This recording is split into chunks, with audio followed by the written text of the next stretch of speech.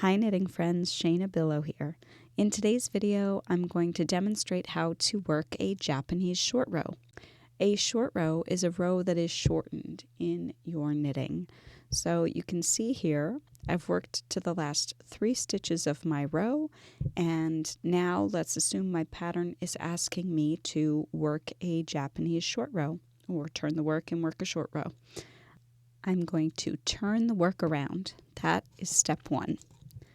Step 2 is to take a locking stitch marker. So you'll notice I have 6 of them here. I'm going to be doing 6 short rows. And put that marker around the working yarn and close it. So you'll notice I have the marker on the yarn. This is not very common. Typically we put a marker on the needle or on the fabric. Here the marker is going on the yarn. All right. Once you have that yarn marked, you are then going to slip the first stitch from the left hand needle over to the right hand needle like you're about to purl. And before I do that, I want to point out that my yarn here is to the wrong side of the work. So it's in front of me because this is the back of my work. So I want the yarn to be to the back of the work when I do this short row. So I slip the stitch over like a purl, and then pulling tightly, I'm going to work the next stitch, which in this case is a purl, and pull it tight. So I slipped the first stitch, I purled the second stitch, and I'm just going to check to make sure that my marker is on that strand between the two.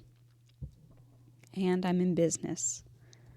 So now I'm going to work to the other side of the work and make a short row on the purl side. Here we are. I've made it to the last 3 stitches where my pattern instructs for me to work the Japanese short row. My first step is going to be turn the work. The second step is to wrap a lock ring stitch marker around the yarn like this. I'm then going to make sure that my yarn is on the wrong side of the fabric. So my yarn is over here in the back of the work because this is the wrong side of my fabric. This is the front or the right side of my fabric, so I want to make sure that my yarn is in the back. And my next step is going to be to slip the first stitch from the left hand needle over to the right hand needle like I'm about to purl it. So I'm coming down that stitch, sliding it over. Then keeping this stitch marker just next to that slipped stitch, I'm going to knit the next stitch. And you can see here that the stitch marker is trapped between the slipped stitch and the knitted stitch. Then I'm going to proceed with the next instruction. Here I am, ready to work another Japanese short row. Step 1, turn the work. Step 2, put a stitch marker around the working yarn. Step 3, ensure that your working yarn is on the wrong side of the fabric, is facing the wrong side. Step 4, slip the first stitch over from the left needle over to the right hand needle. And then pulling tightly, you're going to work the next stitch. In this case, it's a purl. That was step 5. And just make sure you pull tight. And then that's your short row there has been made. Now for another short row on the wrong side. I've worked up to the spot where my pattern asks me to make a short row. I'm going to turn the work. Next step, put a stitch marker around the working yarn. Make sure the working yarn is on the wrong side of the fabric. Then you're going to slip the first stitch from the left needle to the right needle like you're about to purl it. Holding that stitch marker in place on the yarn, you're going to work the next stitch as per your pattern, ensuring that that stitch marker is now between the first and second stitches, between the slipped stitch and its neighbor, and that's your short row. Here we are again for one last short row on the knit side. I'm going to turn, place the stitch marker on the yarn, slip the stitch purlwise, purl the next stitch, making sure that that stitch marker stays in place right here, and that you've worked that stitch as tight as you can. And then you're going to purl to your next pattern instruction. Here we are for our final Japanese short row on the wrong side of the work. I'm going to turn the work around, place a marker on the yarn. With the yarn on the wrong side of the fabric, I'm going to slip the first stitch from the left needle over to the right hand needle purlwise, and then I'm going to work the second stitch, making sure that that stitch marker stays right in between the two. We'll need it there for what happens next. And that completes the short rows. So you'll notice here I've done 3 short rows on each side of the work. 3 on knit rows and 3 on purl rows. I'm going to turn this over. And each time I've done one of those short rows, I have a marker holding on to the little leg between the first and second stitch away from each of these big gaps where we turned the work. So when we resolve the short rows on the next 2 rows, that's where those markers come into play. And that's what we're going to do now. We're going to resolve these short rows. So if you look at your fabric on the needles, you'll see that you have these big gaps. Those are where the short rows happened, where we went from row 8 all the way up to row 10 without working these stitches. So these stitches are in row 8 and these stitches are in row 10. So we need to even the playing field, and that's where we're going to use our stitch marker here. So you're going to knit up to the spot where you have a gap. So this is how to resolve the wrap on the knit side. We've knit up to the gap. So you'll notice right here I'm at the gap. The gap is in between my needles at the moment. And now I'm going to pick up the stitch from off of this little stitch marker here that I had. I open up this piece here and lift the loop, and I'm going to put this loop, the one that connected the slip stitch and the first purled stitch of the previous row, and I'm going to put that onto my knitting needle. And now I'm putting it in, so I've pulled the loop open like so. I'm putting my needle in from front to back on that loop. Then I'm going to leave this marker on for right now. As you can see here, I've got the loop. And then I'm going to knit those 2 stitches together. So I'm knitting together the loop with the stitch that was on the other side of the gap, the stitch that I worked up to.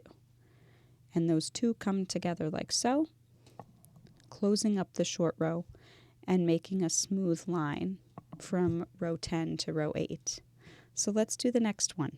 I'm knitting up to this gap.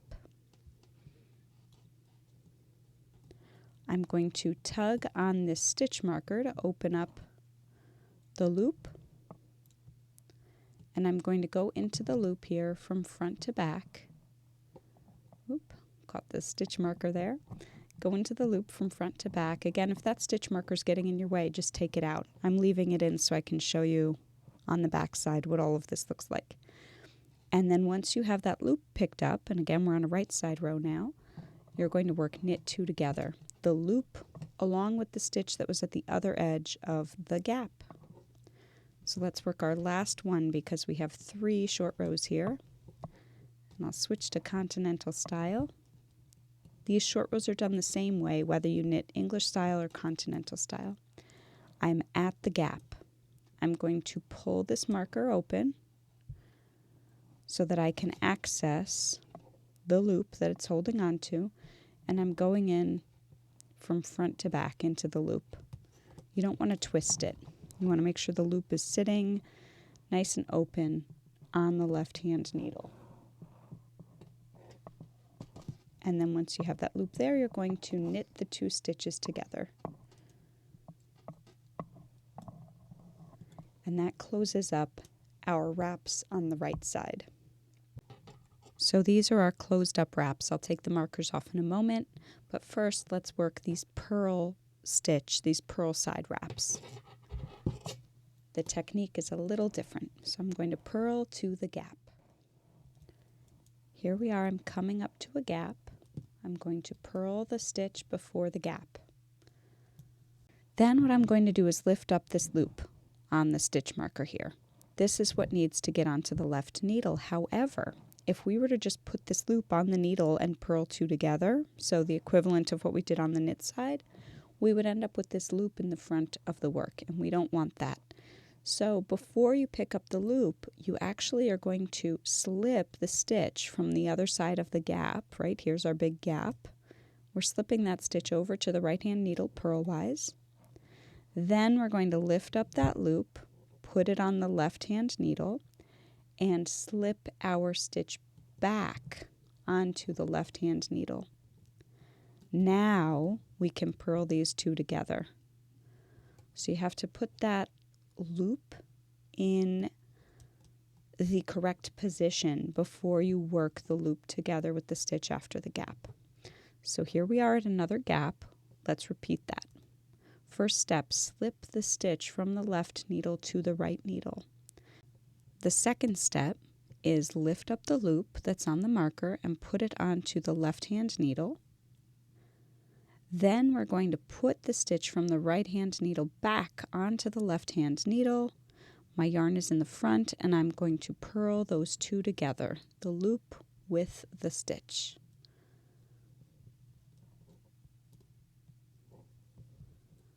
All right, here we are at the next gap. Same thing. I slide this stitch over for right now, lift up the loop that is on the stitch marker and put it onto the left-hand needle.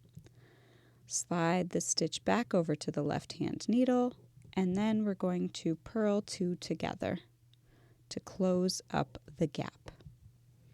So here are the short rows coming up. I'm going to take the markers off now that you've seen it.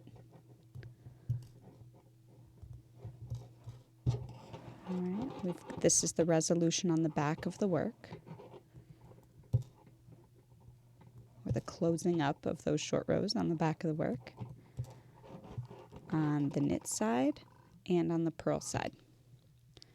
And this is what the fabric looks like from the front. It's a nice, smooth connection of the rows, of the short rows. It doesn't pucker the stitches too much.